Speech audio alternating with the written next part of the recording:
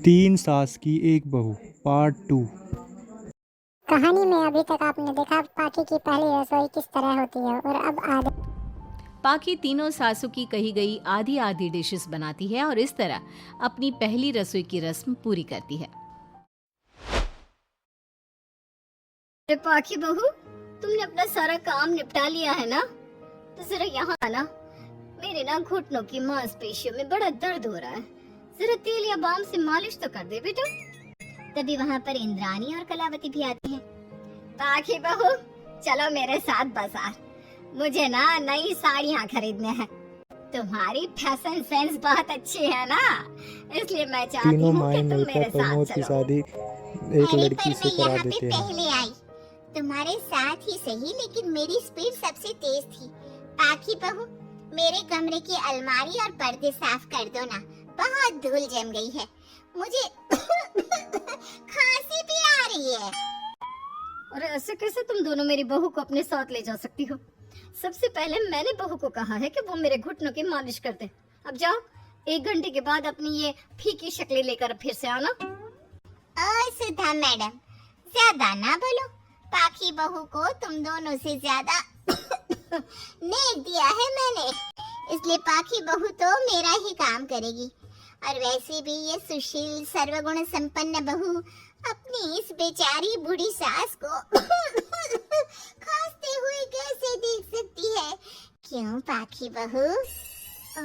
हाँ, पर नहीं पाखी बहू, तुम इन दोनों की भावनाओं के जाल में मत फंसो। और रही बात शगुन और नेक की, तो रिश्तों को प्यार के भाव से तोला जाता है, ना कि पैसों के भाव से।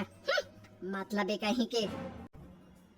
ओ इंद्राणी, ज्यादा मत उछलो, पता है कौन कितना मतलबी है। ओफो, अब फिर से आप तीनों मत शुरू हुई हैं। मैं आप तीनों की काम करूंगी, लेकिन बारी बारी।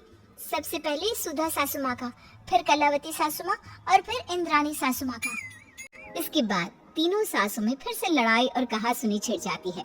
फिर एक दिन जब पाखी घर का किराने का सामान लेने बाहर निकल रही होती है कि तभी बहू, मुझे ना मेरा पुराना संदूक नहीं मिल रहा, तू आकर ढूंढ देगी क्या? अब ठीक है इंद्राणी सासू माँ। पाखी इंद्राणी के कमरे में जा ही रही होती है कि तभी उसे सुधा रोक लेती है, हाथ में खूबसूरत साड़ी लिए।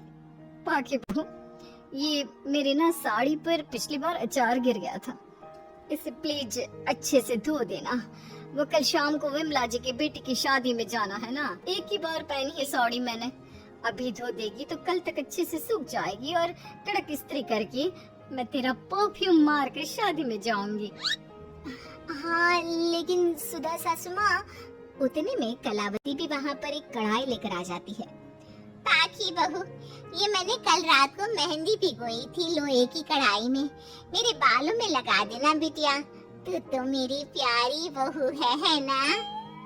इंद्राणी वहाँ आ जाती है और तीनों सास फिर से एक दूसरे को गुस्सेल आंखों से देखती है और फिर से आपस में लड़ना शुरू कर देती है। तुम अपने आप को समझती क्या हो? खरीद लिया है क्या मेरी बहू को? ये मेरी बहू है। तुम मेरी पड़ोसन है क्या? ये मेरी भी बहू है और मेरा भी इस पर उतना ही हक है जितना कि तुम्हारा।